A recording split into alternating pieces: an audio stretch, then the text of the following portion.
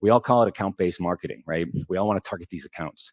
But I think oftentimes what gets lost in that is the people behind those accounts. The account's not fucking buying anything. An account doesn't have a problem by itself. There's people within that account that are looking for an outcome, that have a fucking problem, that need to solve for something, that they have some sort of desire, whatever that is, but it's the people within there. And so that's the key piece of that when you start to dig into that and trying to look at it more holistically. And so if you think of that upside right pyramid, you can start discovering who those buyers are, who the decision makers are in that buying committee. And that's a lot of that stuff today that we're going to unravel as we go through this. So some of what I was just explaining to you, if you think about that, I think you can break it down into kind of 3 pillars. Like when you want to go from your basic demand gen to kind of testing the waters in ABM to doing more sophisticated ABM. If you think about it, it's funny. We had a management consultant come in with our little agency recently, and he always talks about this concept when you're evaluating skills, capabilities, people. Talks about this thing called GWC. Like, do they get it? Do they want it? Do they have the capacity? And I think the same thing kind of fits here is like, do you have the right expertise when you want to scale? You got to think about that from a skill set, because let's be honest, like shit's kind of complicated. Like it's not rocket science, but there's a lot of moving pieces. You're kind of like when you're trying to do ABM, you're kind of building a plane while you're flying it, while you're teaching yourself how to fly. Like, so it can be batshit crazy at times, right? And all too often what happens is brands or marketers will go in and be like, you doing ABM? Yeah, I'm doing ABM. All right, what are you doing? I bought 6 cents. Okay, so you bought a piece of technology. What are you doing with that technology? What are your starting bids in the ad platform? How you set up the intent data? Did you pull your keywords over from your search campaign to set up the keyword tree map to power the predictive intent algorithm? Did you set up the integration with LinkedIn? Did you set up the integration with Google Analytics? There's so many moving pieces. So you got to make sure you have the right expertise to really translate all that so you can actually do something with it. Then you get into the empathy. And this is where here at BOL, we always take an audience first approach to everything we do before we even get to the accounts. Like, who are the people? Who's buying this product? What do they need? And you have to have empathy for that and understand, like, what are their problems? What are they trying to solve for? And so that's where like search becomes a really interesting thing as part of ABM and trying to combine search with ABM, because at the end of the day with search, just because somebody's searching for a customer data platform, I don't really know if they're at a conference and some jamoke like me on stage said CDP. So they went home and they're like, hey, Google, what the fuck's a CDP? Like, I have no idea what the intent of that search is, right? But I know the behavior is they searched for it. So when you start combining that against other things, because with B2C, and particularly DTC and e-commerce, search is a different animal, right?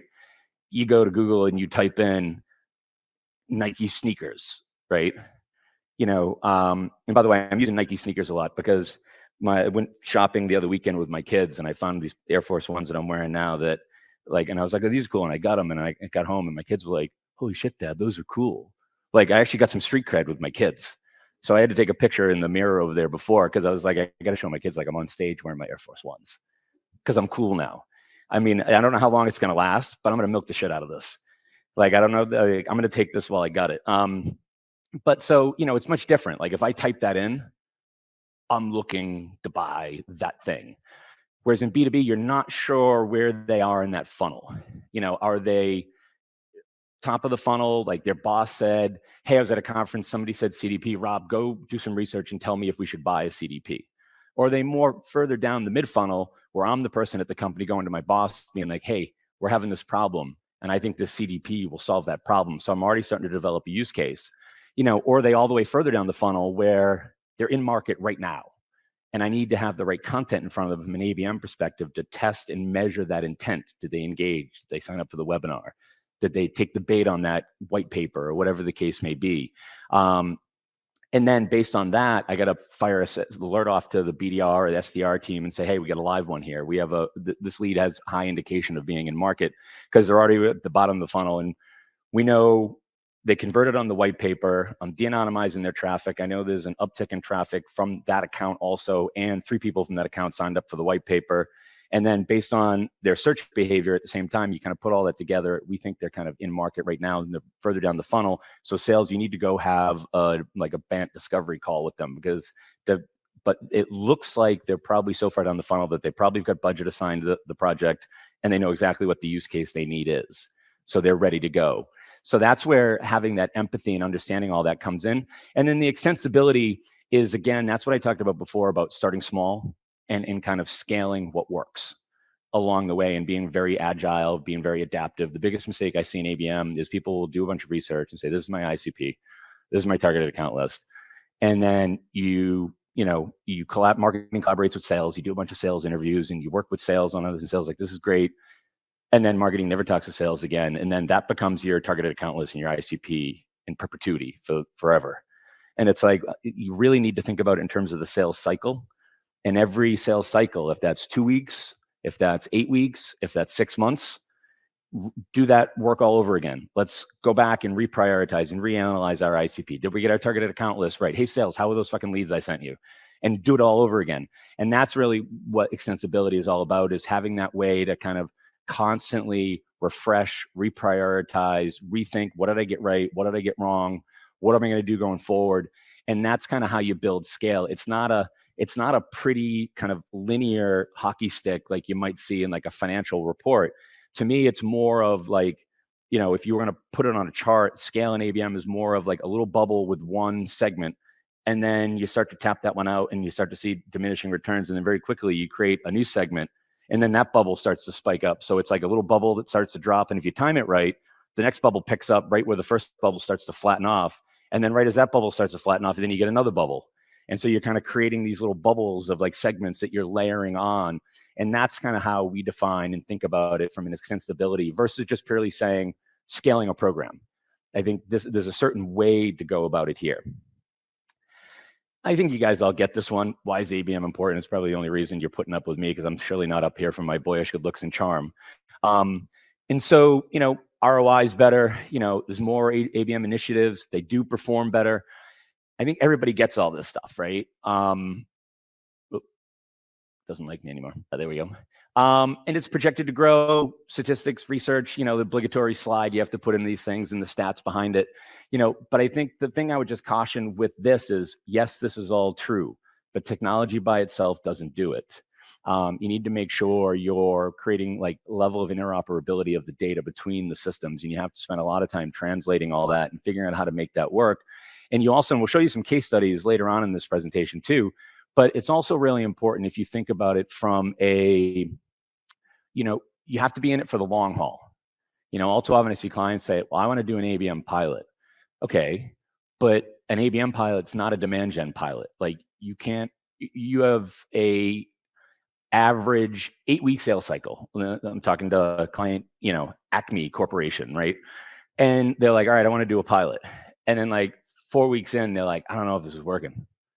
Like, this isn't a demand gen campaign. Like, you can't just purely benchmark me on like, how many leads did I get? What was the cost per lead? How many of them went from unqualified lead to MQL to SQL, whatever, right? When you get into ABM, it takes longer to figure that stuff out, right? So it's really important to think about it from like the long haul. And some of the case studies I'll show you a little bit later, you'll see really terrific results. But it took us working with the 2 clients I'll show you in that case study. In one case, it was a 12-month program based on the length of their sales cycle. The other one took 9 months. And that was the 2 companies' respective sales cycles. So a pilot needs to run the length of a sales cycle. Whereas when a lot of clients say pilot, they're thinking like traditional demand gen, lead gen, paid media. And that's easy. That's all front end metrics, right? Like I can turn that program on, and run a campaign. And in a few weeks, like based on your budget and then the conversion rates I'm getting and the lead volume I'm getting on the back end, based on your budget and the amount of goals that you have against the number of leads you need to fill your pipeline, like, is this going to work? Or are we dead in the water? Or do you need to spend more money? Or do you not have the right content? Or do I have to do a conversion rate optimization program because like your path to conversion is atrocious? You know what I mean? Like there's a lot of other things like that. So you can figure that out quantifiably very quickly. But in ABM, to do it right, you can't figure it out that quick. You might be shooting yourself in the foot because sometimes you might see a higher CPM on the front end. You might see lower conversion rates. But then as you wait out the program, you end up with higher average contract value. You end up with higher pipeline velocity on the back end. You end up with maybe a lower percentage of unqualified leads become NQLs and a lower percentage of MQLs become SQLs, but then a higher percentage of them turn into opportunities. And then the close rate goes faster. The average contract value becomes more. But it takes time to get that feedback. So that's where, I caution with this of just like, yes, this is all true and you should be doing this and thinking about it. However, you can't go into it thinking about it from just like an old school direct response sort of thing. So we have this philosophy. Truth be told, I stole this. These components of our philosophy. Back in 1967, Lester Wunderman gave a speech at MIT. And it was the first time that he coined the term direct response marketing. And in that speech, he proceeded to give out these principles. Now, the rigorous and granular, that's ours. We inserted that in there. But he defined direct response marketing as a strategic approach, not an individual tactic. Marketing and sales become a single affair. It improves efficiency. It creates direct dialogue between buyers and sellers. Those dialogues become enduring relationships. It's personal, relevant, interactive, and measurable. And he was fucking talking about direct mail. Isn't that batshit crazy? Right? Makes no fucking sense, right? I think this is truer than ever. And to me, I think those 1967 principles apply to ABM now, like more than they did when he coined that term then. And so I always disclose to everybody that like, it's not all ours, but like we think that personifies how you need to approach account-based marketing. I think it fundamentally just makes a lot of sense. We have the digital technology available now. We have a lot of the data available now. If you can kind of get a hold of it, sometimes it is trying to like, saddle up a wild Mustang at times, but if you can get through some of that chaos, like it is very doable. And so when you think about like, well, all right, Rob, how do you level up the right way? The way we like to think about it, and we will try and work with our clients on, is you have to build it and do it in phases. You're not going to boil the ocean overnight. And you have to align the right KPIs and set the right expectations of what the hell do you want to get out of it, and what is the right sequence and what is the right order of the optimizations that you could do. If you're, my daughter's a big baker, right? It's like she's super into it, and like her and her friends will come home from school, and I'll be in like the back office, like on a Zoom call, and I'll come out and there's like fucking flour all over the kitchen, and there's like this cake layered. I'm like, what in the fuck happened in here? And there's like 4 girls, like 11, mind you. And my wife's a teacher, so she's off at school, and I'm the one sitting at home. And I'm like, oh, for the love of God, I'm constantly texting my wife. I'm like, help, there's 11 girls in the house, and they're 11. I don't know what to do. They kill me. But if you think about it, like the reason I bring that up, because I wanted to make an analogy to this, and the reason we did this like this is when she does cakes, like she's not trying to frost it before she put all the layers of the cake on. Like you got to do it in a certain sequence. You got to do it in a certain order, right? You're not putting the decorations on before you frosted the cake, that kind of stuff. So that's where it's really important to think about the sequencing of these activities. And so first off, what we take at is what we call tactical alignment. So what does sales need? What does marketing need? What are the technologies in play? Let's do an audit or an assessment of all the technologies in place. Are there any missing technologies? Is the UTMs and all the tracking set up appropriately? Do we have all the right information so we can get the right data out coming out the back end? Is everybody aligned with what we're going to do? And what is the roadmap? What is our foundational phase? Building the baseline of performance data. What are we doing to test and get learnings and get insights? Do we need to create a clean room? Do we need to have a sandbox? Do we have the right tracking set up and integrations between Google Analytics or Salesforce? Or, if I have a client using Adobe and GA, what are we going on here? What are we using for what? And so getting alignment out of the gates right away, really important. And then balanced targeting. And this gets into a pet peeve of mine. I hate it when I hear people talking and they tend to use segmentation and targeting interchangeably. It makes me fucking mental. Like it's totally like my little bugbear, my pet peeve, whatever you want to call it, right? So what you have to do is think about your segmentation. And so, all right, we'll dig into this. And, I'll have clients that'll say, it was funny, I was talking to a gentleman last night and he's like, well, my product kind of goes to a lot of people. And I was like, yeah, but I hear that from a lot of clients. Like, who's your targeted account list? SMBs. Do you know how many millions of fucking SMBs there are in the US? Like, you don't have the budget, the bandwidth, the time, the fucking resources to go after everybody. Yeah, maybe your product fits all of them. But what we need to do is we need to do some segmentation and analysis on who that audience is. So out of SMBs, like, who's your sweet spot? Where's your biggest opportunity to win? And let's go own that first, and then we'll look at the next segment. So a lot of times you have to start out and do a research and be like, you thought you had a TAL, but you really got a total addressable market. It's not a fucking TAL. So then we're going to do some segmentation, get that down to like a real TAL. And maybe that's a list of companies.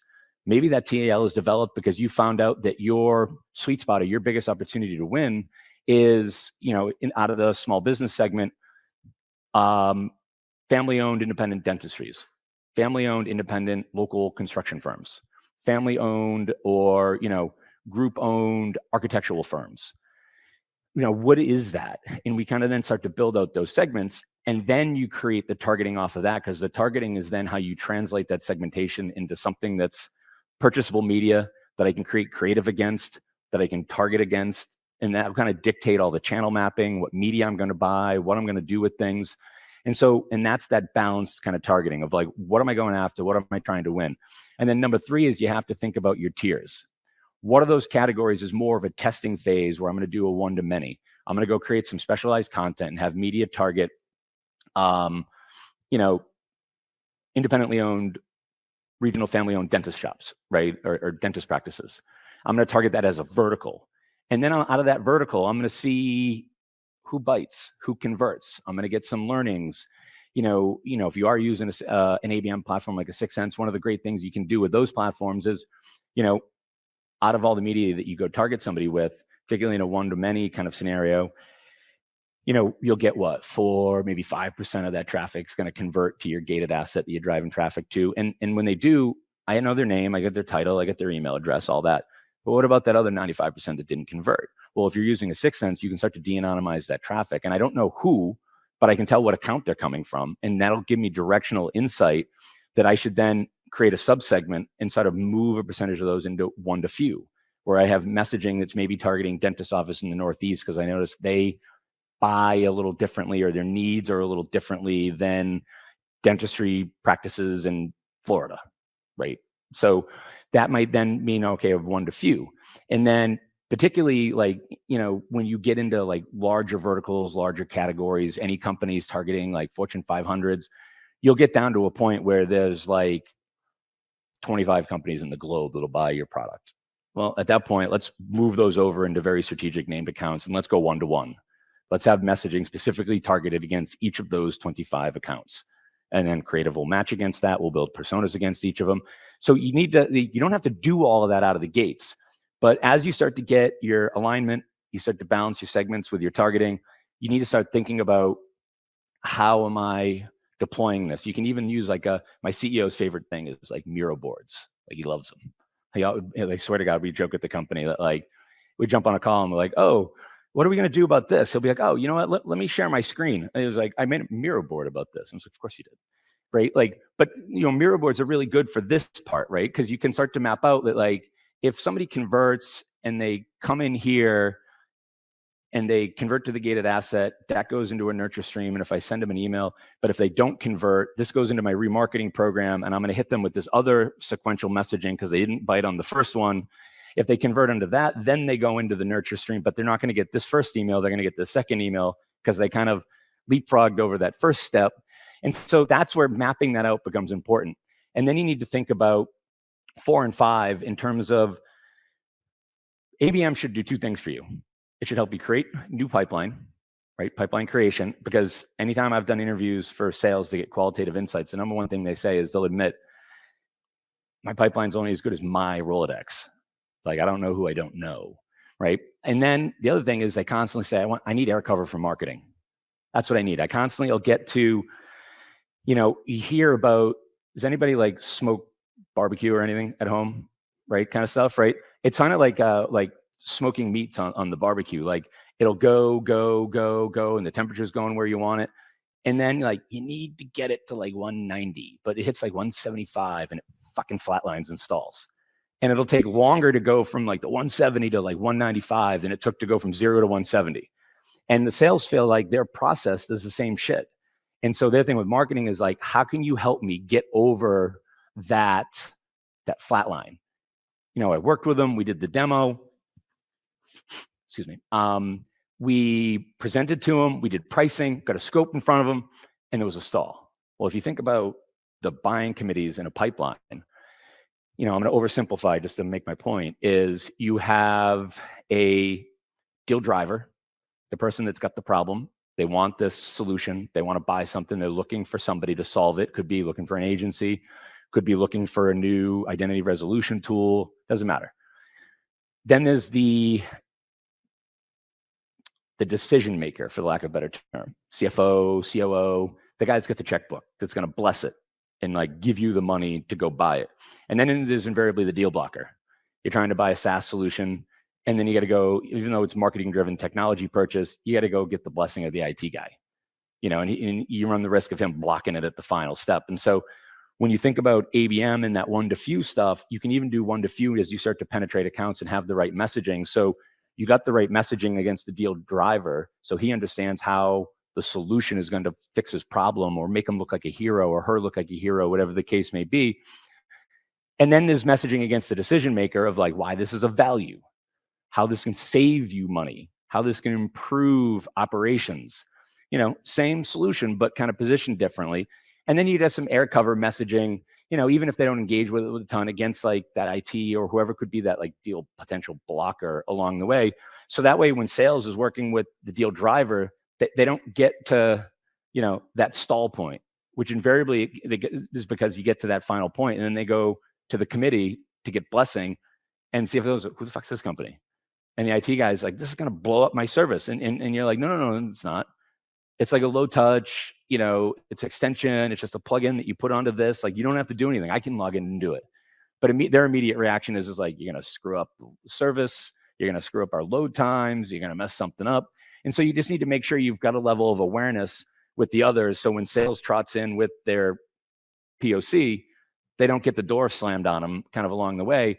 And so that's where start thinking about like what you can do in the role of any of the things you might do from creative content media. What's really pipeline creation? There's certain verticals you're trying to crack, or there's certain regions you need to grow in. And then how do you improve the velocity of that pipeline?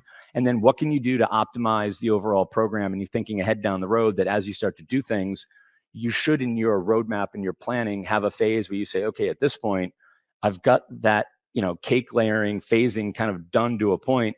Now what I want to do is I want to think about what I can do to improve my nurture stream.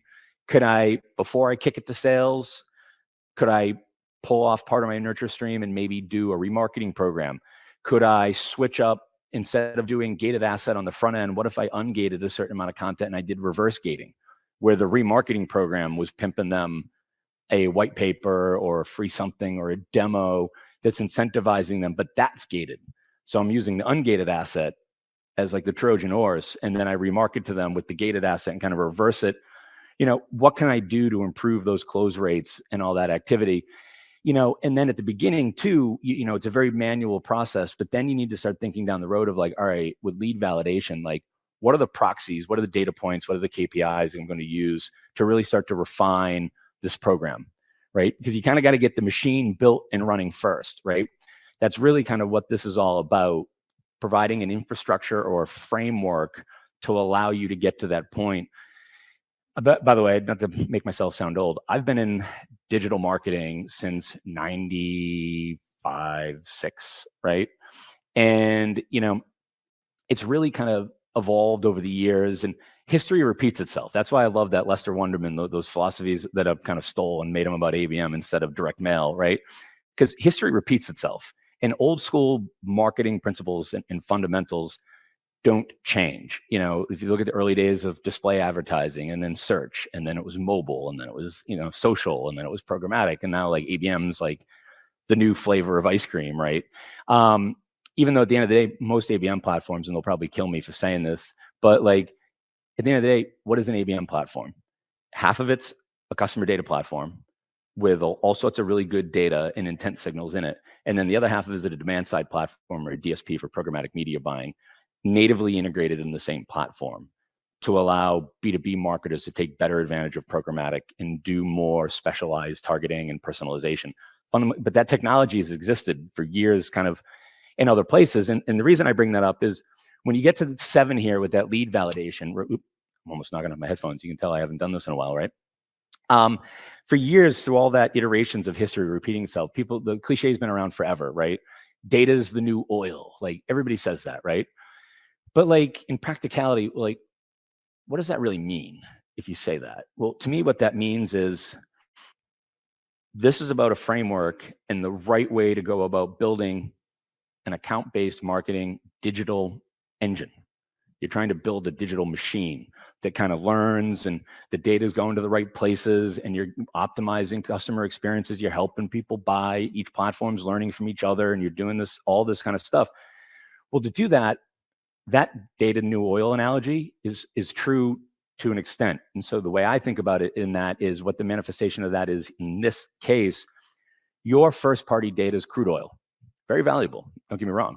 But you can't just put crude oil in the engine and make the engine go. You got to refine that oil, or in this case, you have to enrich that first party data and make it better and make the data smarter. And that's what powers an engine. So data, yes, is the new oil, but your first party data is the crude oil. That all of this is about enriching the data or refining the oil to power the digital marketing engine that we're calling ABM. Does that make sense as a way to kind of explain that for everybody? I know I've been talking a lot. I figure I'll pause for a second. Does anybody have any questions on any of this, actually? Give me a chance to breathe for 5 seconds. I'm going to literally go die on the floor out there and hyperventilate. And then at the bottom of that is after you've kind of optimized the flow and you've got better pipeline creation, you have more leads coming into the engine, you've got a better way of scoring those leads, you're doing better at personalizing those leads, you're doing better at optimizing how many leads become MQLs, SQLs, opportunities, all that. The final bottom bucket is then digging back in and saying, all right, let's go back into the data. Where am I seeing the biggest opportunity to improve revenue per opportunity?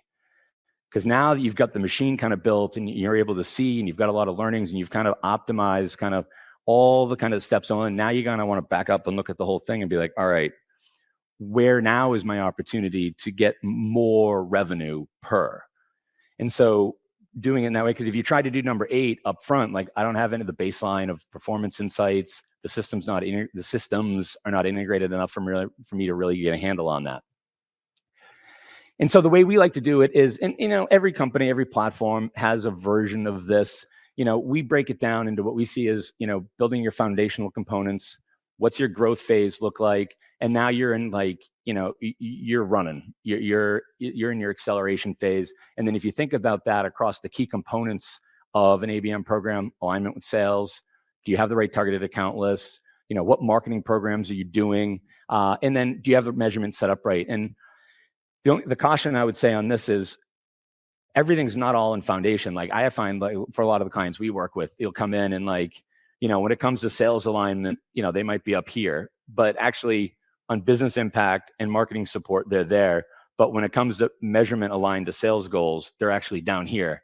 And so not everything across each of these Hollywood squares everything's not going to be in the foundation. So just to give you guys a little caution, when you start thinking about this way for your own companies, great way to think about it, and it's important. But don't freak out if all of a sudden you're like, Rob, I don't know how to fucking fill out this chart, because I can't put everything in one row. Things are all over the place. And so you got to try and think about it from an agile approach where you're kind of parallel pathing kind of things at the same time, because I'm trying to get my sales alignment from foundation to growth. I'm trying to get my accounts from growth to acceleration phase. My marketing programs are way at the bottom, and I need to leapfrog growth into acceleration and that kind of stuff. And so they're going to all be at different places, and that's okay.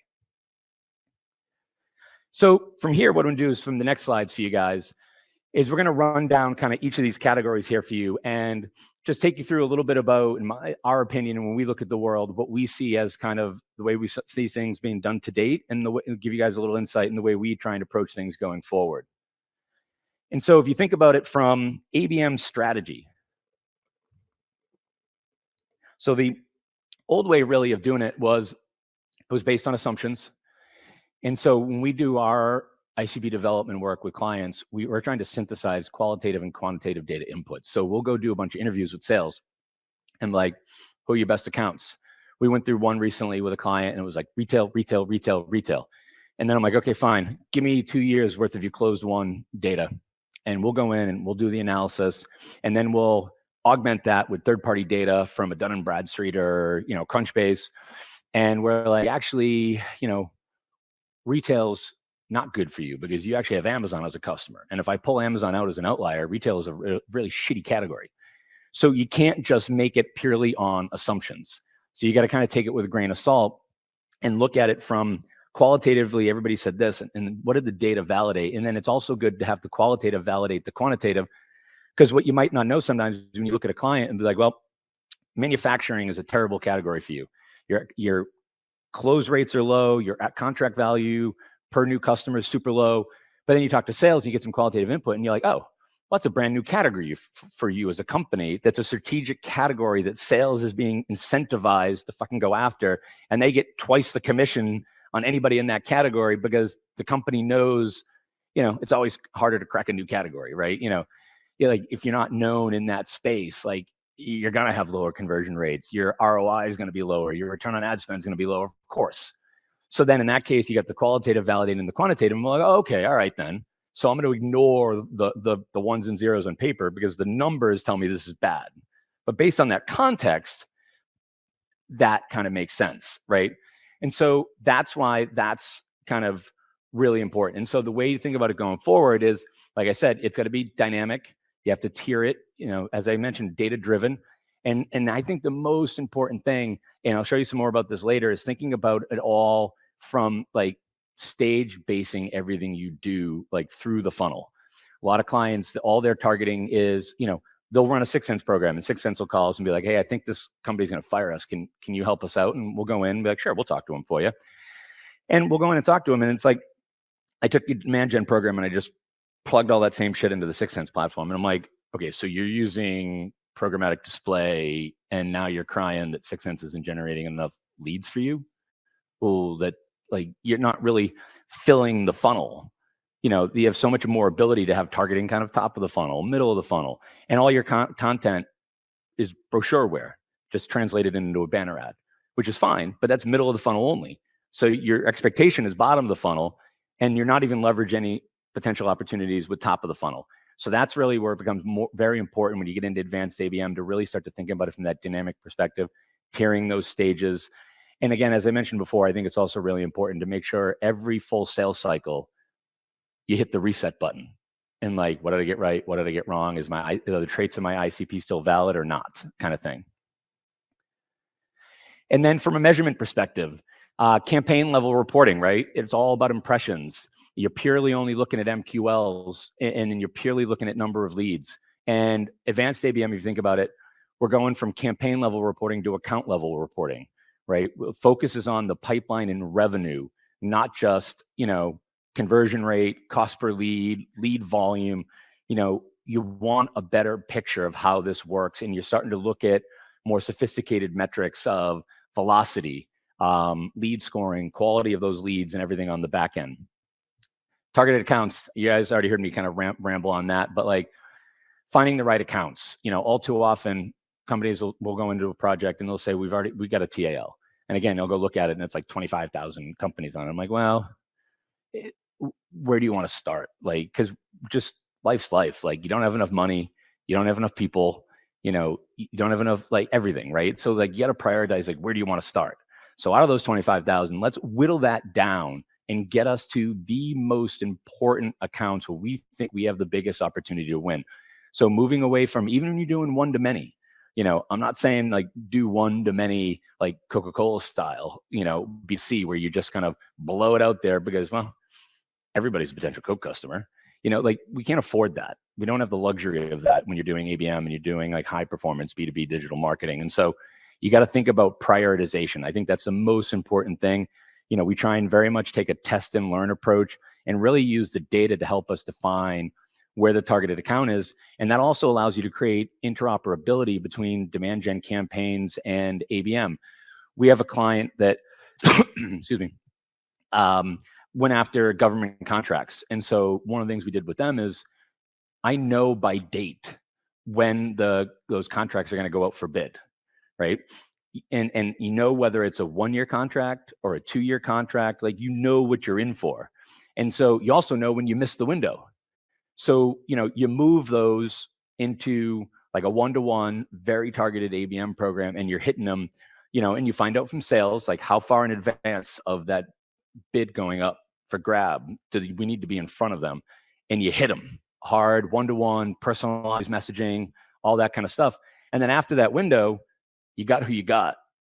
And then the ones you didn't get, don't spend the premium on ABM. Let's move them into a one-to-many, broader-based kind of messaging that's kind of applicable to everybody. So I can kind of hit them every so often, maintain some frequency, maintain some awareness, but not go in 100% dark, because then when the bid goes up from next year, you're kind of still on top of mind in theory, right?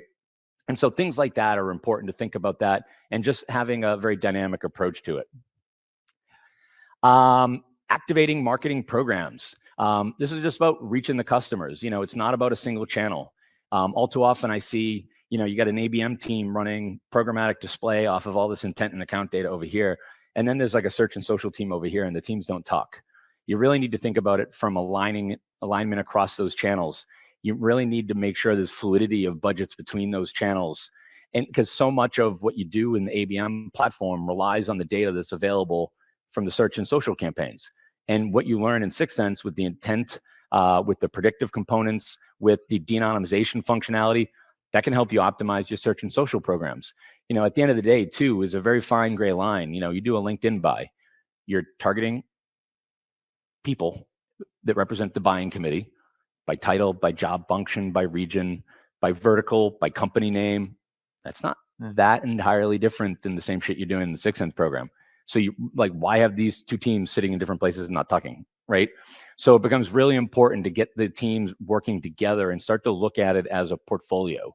If you think about optimizing your media from that perspective, you wouldn't put all your retirement savings into one account. You have a portfolio for a reason. You have some that have a higher return than others. Some the unit price is more costly, like the CPM and LinkedIn's more than it is over here. But again, you're trying to balance the portfolio to drive the success of the program. And then content. I'm a media guy. I've been a digital media guy my whole career. I used to be the global head of search in digital at Havas, where I spent about 15 years of my career before I was doing ABM here with BOL.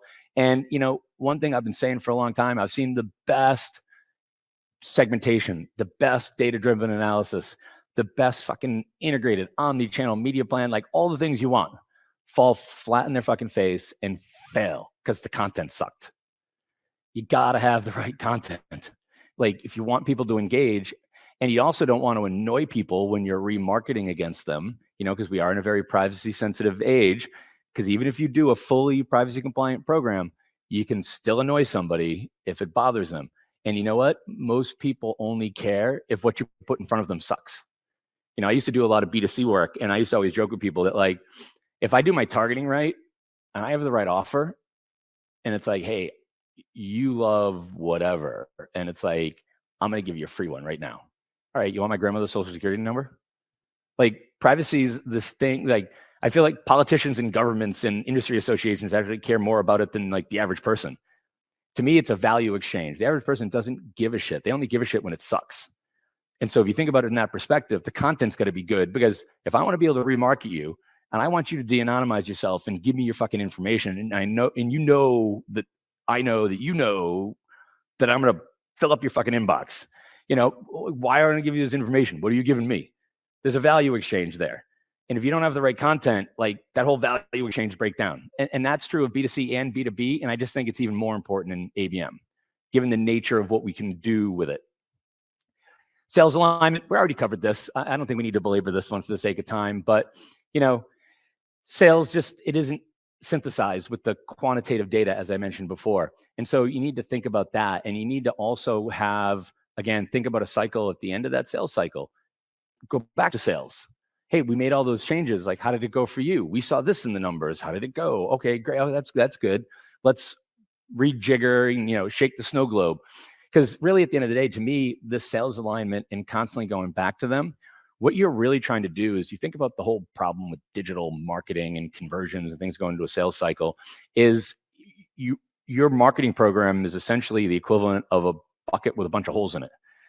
And the traditional demand gen model is, let me just pour more water faster and cheaper into the bucket than it's leaking out the other end. And it's like a slot machine approach. And you're like, yeah, in aggregate, I'll get enough and I'll hit my numbers. Whereas with B2B, you're really trying to work with sales and take the time to plug some of those holes in the bucket, because then I got to pour less water in the bucket. If I can retain more of that pipeline, and I can keep more of that revenue, and I can reduce churn, and I can increase, average contract value per new opportunity kind of thing.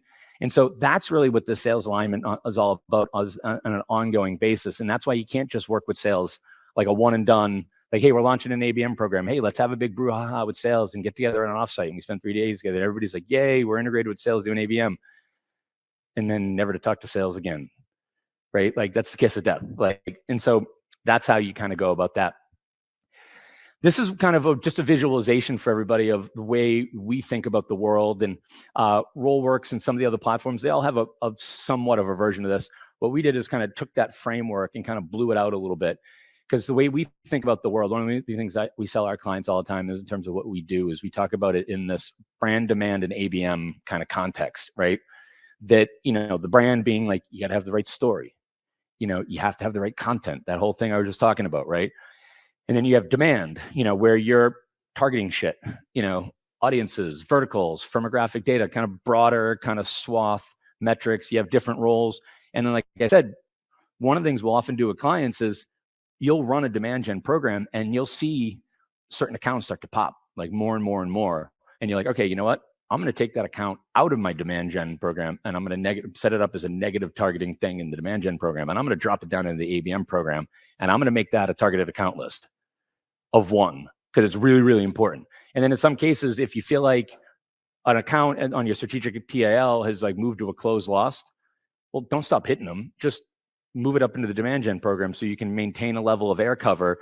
Because at some point, if they went with a competitor, they're going to come back around again. So you need to make sure you stay there. So there can be a lot of interplay between them.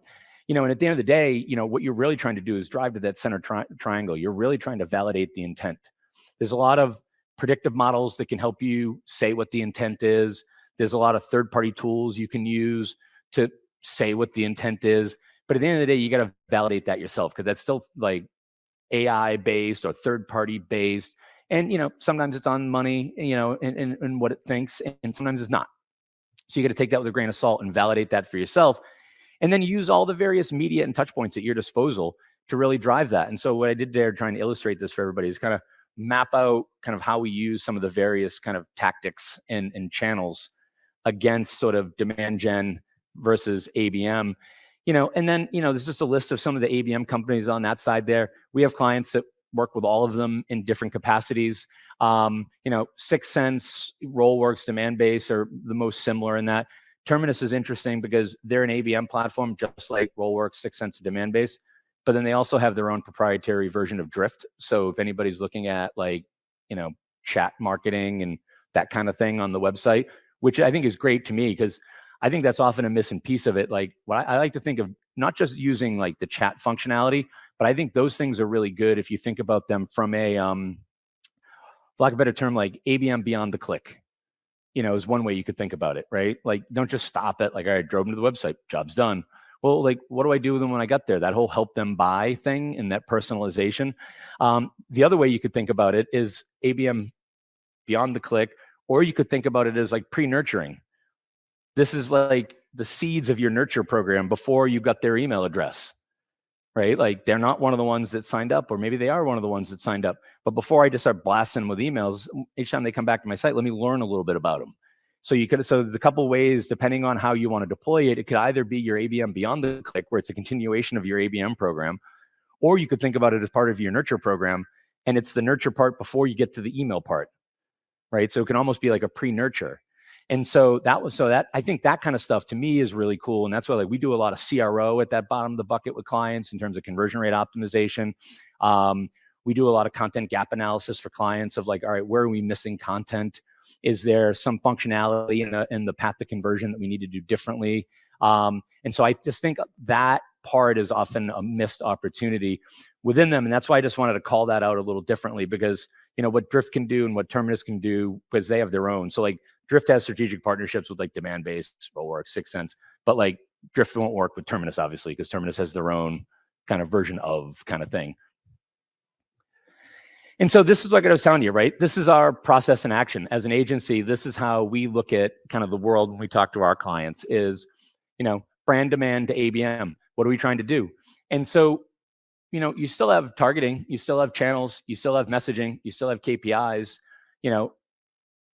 they're slightly different the channel mix might be different. And so, you have to think through of, so like, on the brand level, I might be like 80,000 accounts, for example. And then when I get to demand, it might not be a level of account specific because I'm really looking at a vertical and I have content specific to that. And then when I get to ABM, I might only be looking at a subset of those 80K accounts, and I might be looking at 2,500 or type thing, right? Just to kind of illustrate kind of some of the math on that. And then the channels accordingly can be very different as you would see fit, making sure that's aligned to messaging. And KPIs should be staged across all of this along the way to make sure you're measuring each and their contribution to what you're doing the right way. And then I think the most important thing for everybody on this one here is you need to think about for yourselves, because it's not a one size fits all kind of methodology, but it's really important to identify when to move forward. And what do you want to say to them after they've done that? All right, I need leads. So I created this great fucking white paper and I got all these leads. Well, now what do I want them to do? Like, so many times I see clients of like, all right, what do you do? What's a nurture plan? What are you doing with these leads? And they're like, I don't know, I'm just kicking them over to sales. It's like, you can't just get all these leads and throw them in a black hole. Or the poor sales guys, no wonder why they hate marketing. Like, you just fire all these sales leads over and like, not qualified. You didn't nurture them any. Like, even at the agency, like, I want to kill my new business guy. Like, and he drags us into a call and like, there's been no, like, you didn't have the first discovery call. And you get on the call and it's like, well, what channels are you buying? And I'm like, oh my God, what? Like, talk about the cart in front of the horse, So I think it's really important to think about, when you're doing the awareness campaign, top of the funnel, you got that brand right. Like, what actions do they take when I need to move them to the next layer? And when they're ready to move to the next layer, what am I going to do differently? I don't want to say the same thing to them. What do I want to say next to them? What's my expectation, right? What do I want them to do? And then when do I kick them to the next level? And then again, what's my expectation? What do I want them to do? What do I want to say to them? Again, I don't want to hit them with the same freaking ad again, right? And the same offer. So you got to think about it from that perspective. So this is the one I was saying before about thinking about like stage-based, right?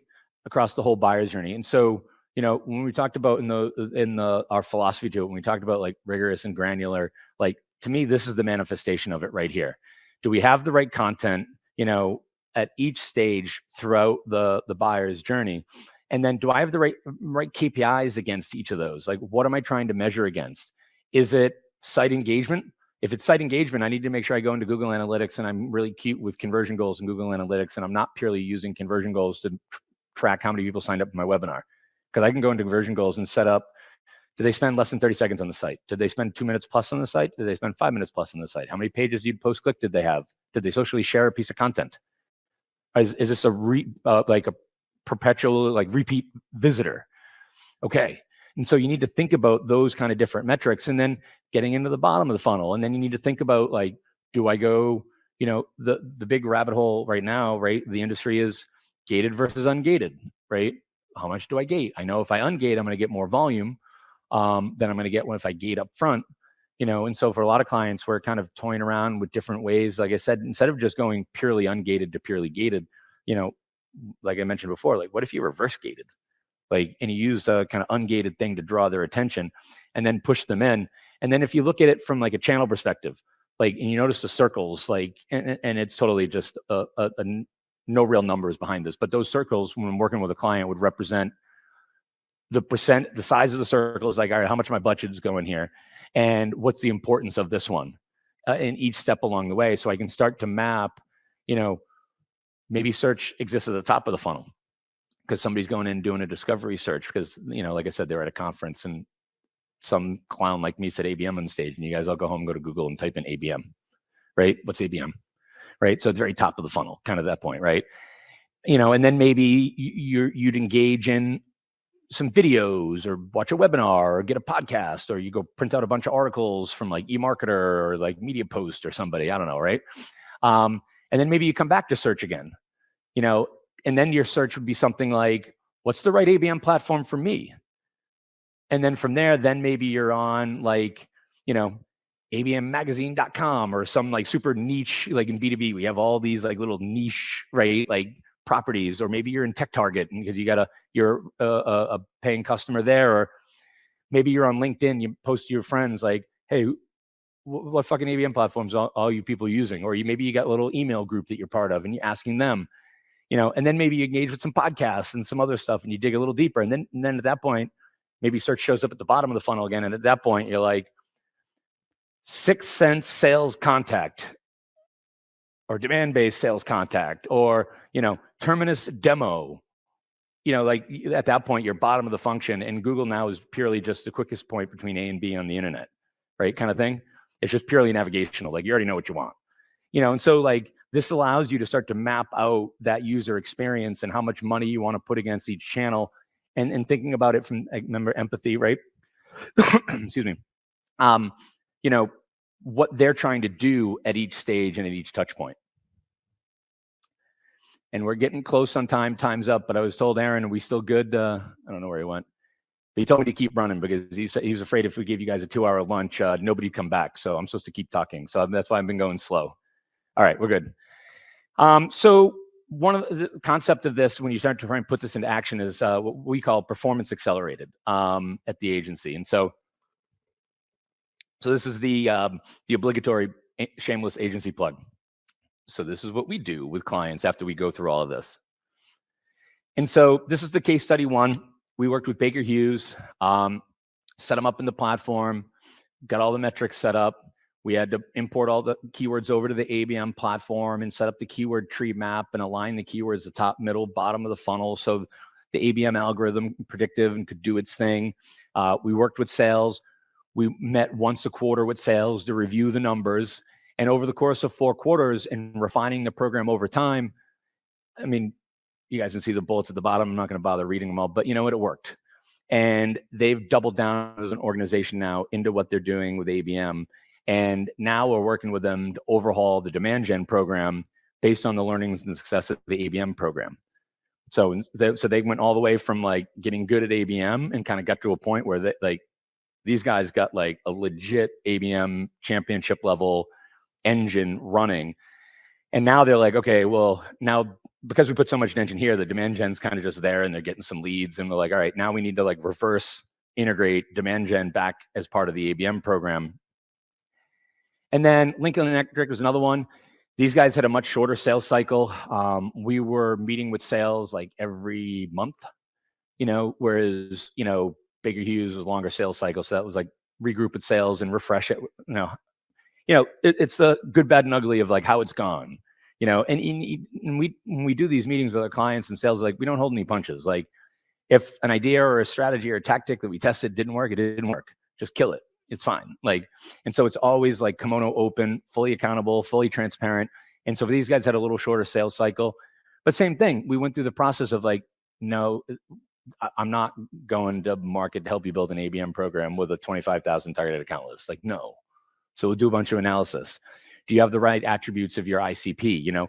For one of our another client of ours, they sell protective gloves and shoes and like face masks and stuff like that for employee safety.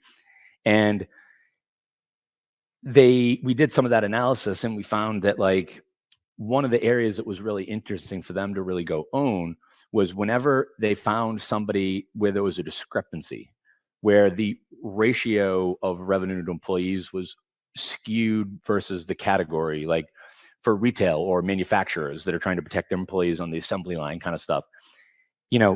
In that category, like manufacturing category, where they'd be buying that stuff, there'd be an average ratio of like sales revenue to number of employee headcount, right? How many people on the floor? How automated is the system? Well, the companies that had manufacturing processes that weren't as automated, where you had a skewed ratio that actually showed that you had more employees on average to revenue than the average bear in that manufacturing category.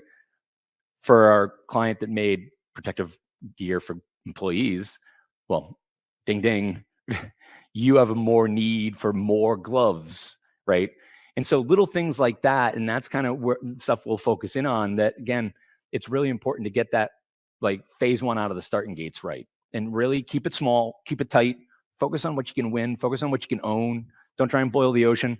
And then round 2, and then round 3, and then round 4, and then just keep doing it and doing it and doing it kind of thing. And then, so just really quickly, some final slides from you guys that hopefully I think will help you guys. Make sure you have the right skills as you try and do it. We mentioned at this beginning, expertise with the platforms. And you know what? You're probably not going to find a ton of people out there if you're trying to go hire these people that say, how many people have experience managing a 6 cents programmatic campaign? You might have one in a room kind of thing, right? But if you look around, I bet you have a lot of people that have hands-on keyboard search buying experience. And remember, search buying is an auction, just like display programmatic buying. It's auction. It's all about targeting, right? LinkedIn, same shit. How many people have you worked with anybody that's got hands-on keyboard experience with a DSP like Simplify or a Basis from Centro or Trade Desk or Media Math or a Distillery? There's a ton of them. And if you get people that get that, and then when you're talking to the people that have the skills, remember I mentioned before that get it, want it capacity thing? If you get people that get it and they want it, those are the people, like, I can't teach you to be hungry, right? But I can teach you the technical piece. So it's like, if I find somebody that, like, they don't know 6 cents per se, but they've got extensive experience in like DSP buying and programmatic buying and hands-on keyboard and search buying, it's like, all right, I can show you how to use 6 cents. Like, you're good. That kind of thing. So making sure the right expertise is there, audience first approach, the empathy, that's really important to us. And then thinking about how you scale from the way we phrase it of extensibility, which is that, upside right approach to scale versus starting big and then cutting down to your sweet spot. You want to start small and expand into your sweet spot. Make sure you have the right approach, and this can be different for everybody, but this is just the way we do it. And what we bring to our clients is the brand demand kind of ABM kind of methodology and approach. And then have a process for you. This is ours. This is what we call our audience first process with clients, where we always start with an audience. And so it's like, who are we targeting? Where are they online in the world of digital and online? Like, how do I get in fucking front of them? Why should they give a shit from a content perspective? Like, what do I want to say to them? What's going to make them like me, right? That's really, really important. And then how are we defining success? Because you can't have misaligned KPIs, and then you got to make sure on the back end that it's all set up right. So I don't go a month into the program, then go to pull a report and be like, oh, fuck, I don't have any data. So you got to make sure you QA all that shit on the front end, and then make sure you're very clear with clients in terms of, or yourselves, like, how am I defining success of this program? I mentioned before, we just see a lot of clients, they'll go in and they get an ABM platform, and then they're like, it's not working. What do you mean it's not working? It's like, well, you're not using this other functionality. You're assigning the wrong KPIs to the wrong campaigns. Like, we'll go do like a content analysis for a client and be like, well, of course this asset's not converting. Like, there's no call to action. It's a great ad and it drives to a page with a nice little video that explains what you do well. But really the KPI in this thing should be site engagement, time on site, social shares. And then I should be remarketing to them with product specific information mid-funnel, where then I have different metrics. How many of them signed up for gated assets? How many signed up for a white paper? And then the people that engage with that, they go into either a chat-based drift like nurture program or an email nurturing. And then based on what they engage with there, I need to be very specific with the content I have on there and understand how they converted. And if they convert there, then I have an indication of that they're working. And so you need to make sure how you're defining success at all those stages and have the KPIs right, because that's how you're going to define like the optimization plan going forward when you work with clients, or at least that's how we do it. Then you get into, like I mentioned, the who do you target, right? You have intent analysis, you create your segmentations, you think about the level of localization and personalization that you need, and that starts to build a certain map of who do I want to say what to who. And this is where, like, our creative team, I was making a joke about my CEO having a love affair with Miro boards, but this is where things like Miro boards can be really good, because you can actually map out that experience of, like, if they have this level of intent and then they do this segment, I want them to get this content and go over here. And then my expectation from a measurement perspective is then they'll do XYZ, right? And then this is the part of our process of taking all those different pieces and how you actually, this is essentially the translation moment, right? Where you have to translate all of that into what I can actually buy from a media perspective, because it's not always apples to apples. The segments that you do the analysis on doesn't actually always correlate to a data segment I can buy and target against with display and 6 cents or demand base. It might not match a purchasable segment in LinkedIn or whatever the case may be. And so this becomes a channel mapping exercise and a translation of that segmentation into targetable media segments kind of thing, right? And then, where do they target? Covered off on that. So you have the same intent analysis, segmentation, location, and personalization, but this becomes the application of the analysis. And this is like, you're getting into the activation of that. Oh, there you go. And then so based when we get to that point, we run through this process with our clients, and every agency and everybody in the planet's got their fucking, planning process, but just make sure you have a version of this for yourself so you know where you're going at each stage, because this will take you from all that initial analysis, the audience, who are they, the channel mapping, the planning, to actually having something live in market that you can test, learn, and optimize off of.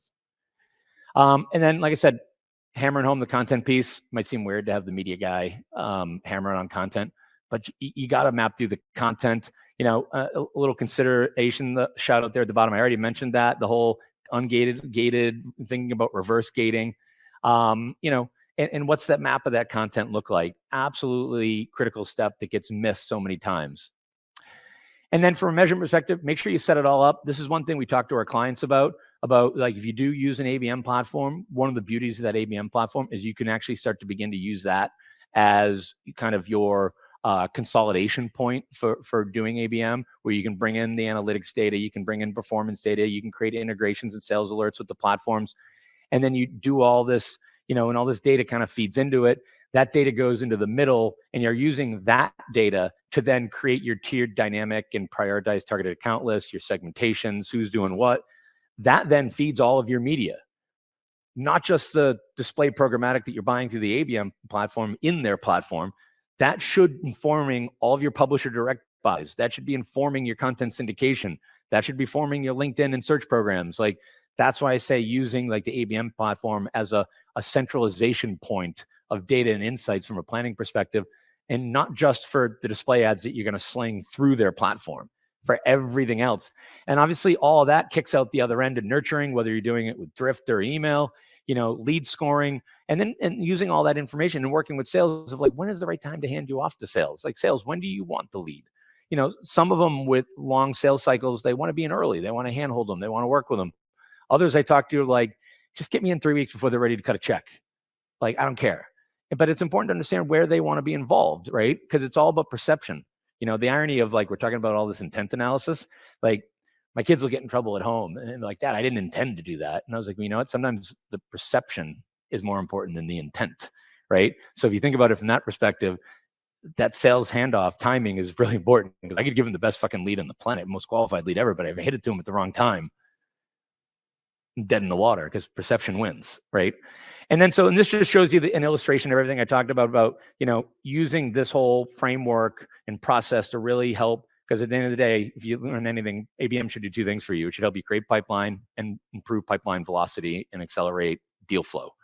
And then you need to make sure you have this closed loop set up, where you need to be getting data from Salesforce and the other platforms and updating what's in Sixth Sense or Demandbase or whoever you're using, to constantly refine that logic, because then the target account lists get updated, they get better, they get tighter, and then all of your media campaigns accordingly get tighter. And that's it, guys.